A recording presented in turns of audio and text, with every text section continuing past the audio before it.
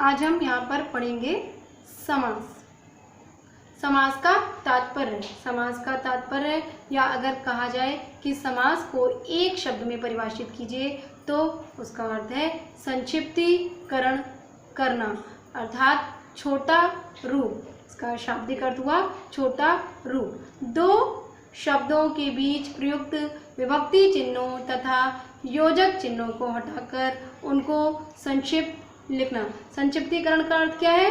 दो या दो से अधिक शब्दों के बीच में जो विभक्ति चिन्ह लगे हुए होते हैं या जो योजक चिन्ह होते हैं उनको जब हम हटाकर उनके जो नया शब्द बनाते हैं, जो उसका संक्षिप्त रूप हमें प्राप्त होता है, उसको ही हम समास कहते हैं, जिसको हम संक्षिप्तीकरण करना भी कह सकते हैं।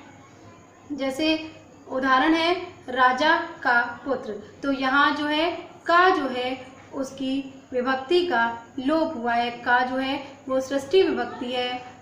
षष्ठी विभक्ति को यहाँ से का को हटाया गया और हमने एक नया समस्त पद बनाया राजपुत्र। तो ये जो राजपुत्र है ये हमारा समास है, नया शब्द हमें मिला है जो कि एक बिल्कुल सार्थक शब्द है। इसका अर्थ है राजा का पुत्र। समास की परिभाषा, दो या दो से अधिक शब्दों के मेल से बने एक नवीन एवं सार्थक शब्द को समास कहते हैं। जहाँ पर दो या दो से अधिक शब्दों का मेल हो, जहाँ पर दो या दो से अधिक शब्दों का मेल हो और जो उससे नया शब्द बने, नवीन शब्द मिले, वो सार्थक हो, उसका कोई ना कोई अर्थ हो, वही समास कहलाता है।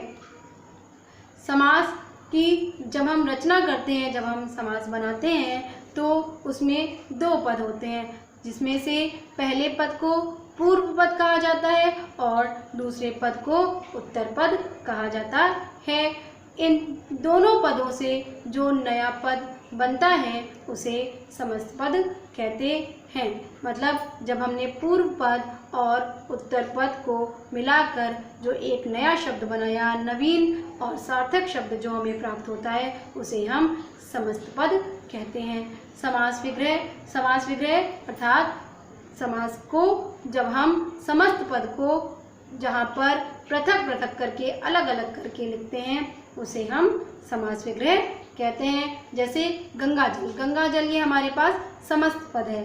समस्त पद को जब हमने अलग किया गंगा प्लस जल, तो यहाँ पे जो गंगा है वो पूर्व पद है और जो जल है वो उत्तर पद है। इन दोनों को मिलाकर हमने समस्त पद बनाया गंगा जल, जिसका अर्थ होता है गंगा का जल। यहाँ पर हमने गंगा का जल जो शब्द थे, तीन पद हमें प्राप्त थे, जहाँ पर हमने विभक्ति का लोप किया का और उसके बाद हमने बनाया गंगा जल।